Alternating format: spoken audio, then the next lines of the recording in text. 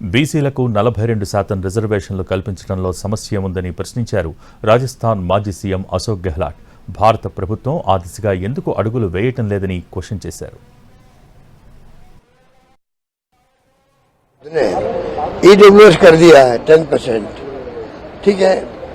उसके बाद में तो अपना भी 50% हो चुका है, तो क्यों नहीं अब अलग अलग राज्यों में, राजस्थान में एमबीसी की हम लोगों ने 5% गुर्जर समाज को लेके 4-5 समाज और उसके राय का भी है.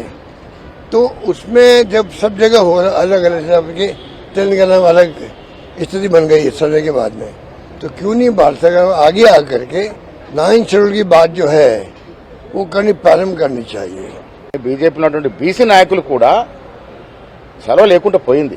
ఇంత బహత్తరమైనటువంటి కార్యక్రమం బీసీలకు 42% రిజర్వేషన్ ఇవ్వడం అనేది ఒక చరిత్రాత్మక నిర్ణయం. ఈ నిర్ణయంతో కలిసి రావాల్సింది పోయి వాళ్ళు అగ్రనాయకులు మాట్లాడే వాటికి తలొగ్గి వీరు నిమ్మనకుండా ఉండడం అనేది శ్రేయస్కరం కాదు. ఇది రాహుల్ గాంధీ యొక్క ఆకాంక్షని రేవంత్ రెడ్డి గారు మేము చిత్తశుద్ధితో ముందుకు తీసుకెళ్తా ఉన్నాం.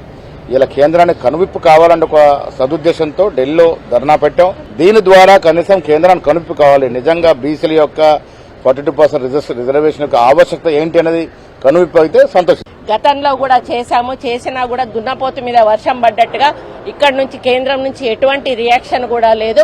వాళ్ళు ఏదో ఆషామాషిగా తీసుకుంటున్నారు. కానీ దీన్ని మేము చాలా సీరియస్ గా తీసుకుంటున్నాము. మేమే కాదు, ఈరోజు రాహుల్ గాంధీ గారు కానీ మల్లికార్జున్ ఖర్గే గారు కానీ దీన్ని సాధించే వరకు వదిలిపెట్టొద్దు అనేటువంటి ఆలోచనతో వాళ్ళు ఉన్నారు. మేము కూడా అదే ఆలోచనతో ఉన్నాము. ఇది కేవలం తెలంగాణకి వర్తింపజేయడం కాదు, మొత్తం దేశం అంతటా అన్ని రాష్ట్రాలకు కూడా వర్తింపజేయాలనేది మా యొక్క డిమాండ్. అది నెరవేరే వరకు కూడా తప్పకుండా మేము పోరాడతాము. అందులో మొదటి మెట్టు మేము ఆల్రెడీ ఎక్కాము, సాధించాము. మా యొక్క బిల్లు కూడా ఈరోజు ఆర్డినెన్స్ రూపంలో ప్రెసిడెంట్ దగ్గరకు వచ్చింది. కానీ ప్రెసిడెంట్ ఏమాత్రము చలించకుండా అలాగే పెట్టుకోవడం అనేది అది బాధాకరము. వెంటనే దాని మీద ఒక రియాక్షన్ అనేది ఉండాలి. ఏదో ఒకటి చెప్పినప్పుడు దాన్ని బట్టి